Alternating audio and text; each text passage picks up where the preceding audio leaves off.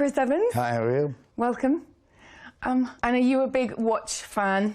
I am, yeah. And IWCs have always been ones that catch my eye on a consistent basis. Anytime I see them, like, what is that? It's IWC, man, they make good stuff. They do make good stuff. Okay, and you're clearly really busy, not only in IWC Day, but in your acting life. So, did you know you're like the most popular one on Tumblr at the moment with Zendaya in the world? Did you know that? Someone told me that. That's quite good. It's great. That's, I'll take it. Yeah. And Captain America, so you've done, with Marvel, you've done 6 movies, right, with Marvel? Is it 6? Yeah, I think it's 6. But yeah. That's not all Captain Americas, so you have more to do. Yeah, a couple more. We have 2 more. We have the Avengers 3 and 4 that we don't start till I think November, in like 6 or 7 months. Okay. So when you've got something that big coming up, mind you, with you it's difficult because you're always doing it. So do you just stay in the role kind of in the back of your mind consistently, or do you let it go mentally, physically? You certainly let it go physically. It's tough to stay in that sort of shape. So that's the most daunting part at this stage, is getting yourself back to the physique, because the role itself, the character, you find a comfort with, you find an understanding. After the first couple rounds of playing him, what you're still trying to make sure the fans don't boycott your movies because of how poorly you portrayed them. I mean, they really care. They so do. You have a big responsibility on your shoulders. Yeah, rightfully so. I mean, this is a comic book that's been around for decades, and people grew up on them, and it's not a movie that you can take on such an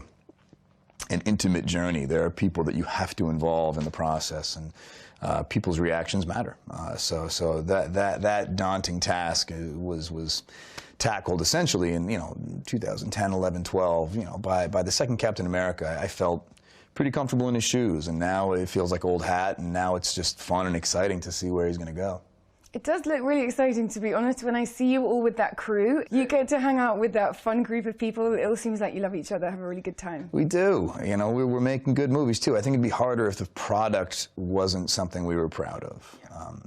But Marvel has a winning formula, and we all get along so well, and it really is, I mean, blessing is an understatement. And how did Marvel actually happen for you?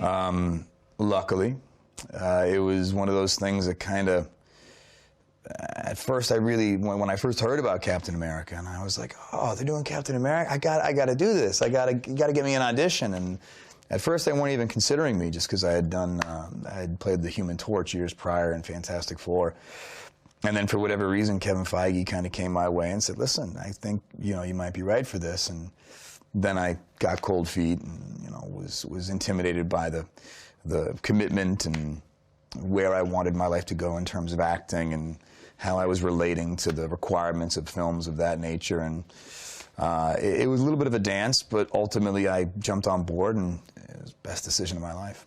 Okay, and aside from Marvel, so you directed 1 movie. I did. Are you keen to, I mean, it's difficult to fit in with your schedule, I get it, but are you keen to go in that direction, or was 1 directing movie enough? Oh no, I can't wait to do it again. But it's really, the sophomore effort needs to really be different. The first time around, I was just happy to direct anything. I just wanted to get my feet wet, and this project was available, and I was just, again, grateful just to have an opportunity to take a crack at it. For the second time around, it really has to be something unique, I suppose. So it's been a bit more of a meticulous process trying to find the right project, and it's tough. I mean, it's tough. If there was more good material, there'd be more good movies. So it's really hard trying to find something that not only is great, but that you connect to personally. Mm-hmm. And for you, if you hadn't gone into acting, everyone always asks these questions, sure. but you have done this so well and so quickly. If Marvel hadn't happened, well, before go back from the very beginning, was there anything else you wanted to do?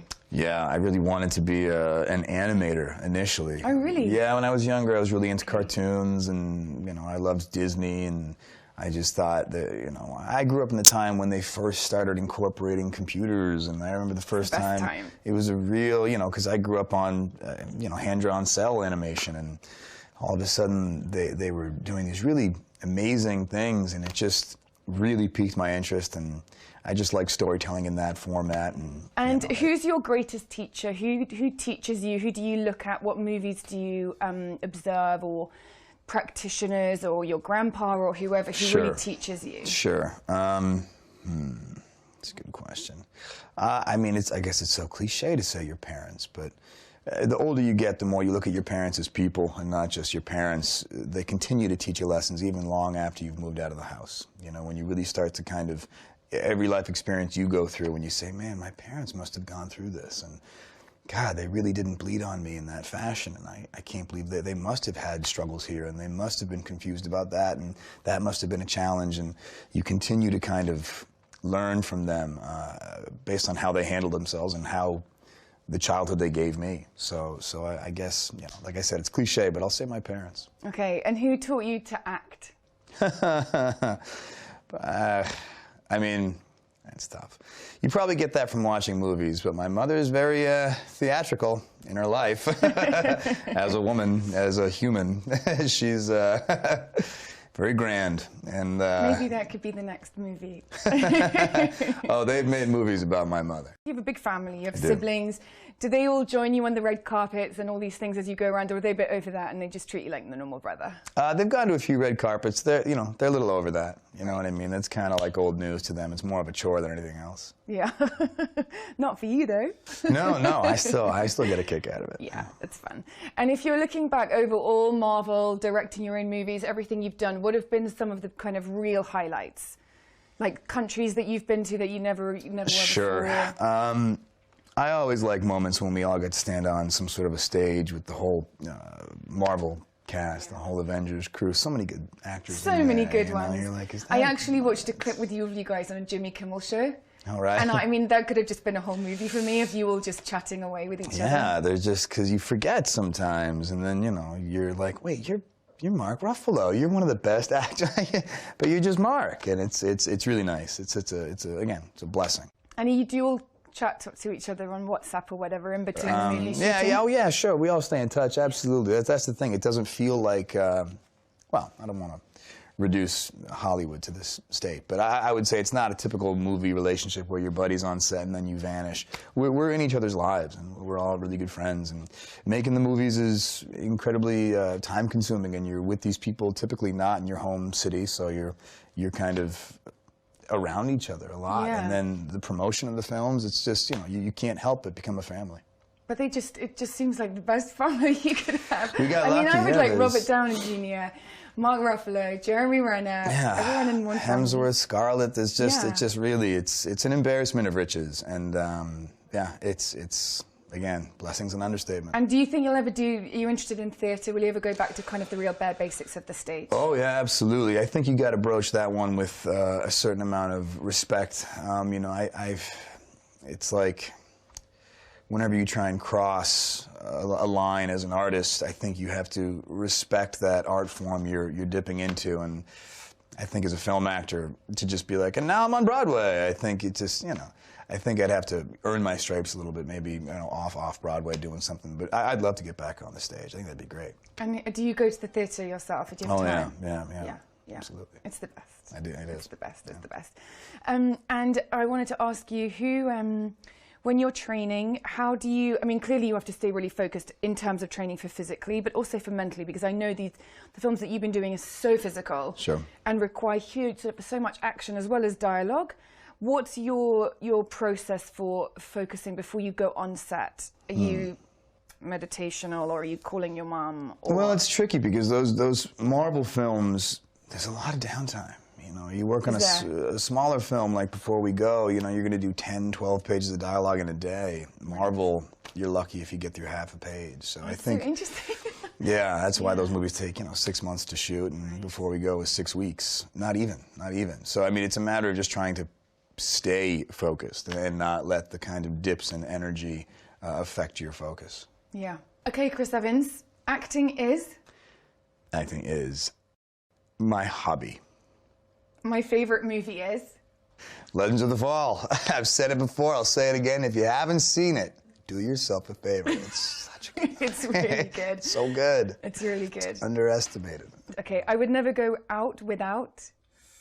I would never go out without mints. Life is all about? Family. My advice to young actors is? Be strong. I would most like to meet? Eckhart Tolle. I want to spend the most possible time with? My family. If I could turn back time, I would.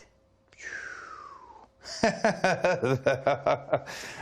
I thought of like 9 bad jokes that I can't say. Oh man, there's so many things I want to say, but man, if I could turn back time, I wouldn't change a thing. Great. Okay, that's a good answer. I can always spare 10 minutes for Seinfeld. Seinfeld. And the most inspirational thing somebody ever said to me is? Someone ever said to me. God, that's tough. Probably wasn't something they said to me. Maybe something I read. Eckhart. Yeah, it's got to be something like that. I mean, what's the most inspirational thing? You're not your thoughts. Thank you. Thank you very much. Thank you. Great.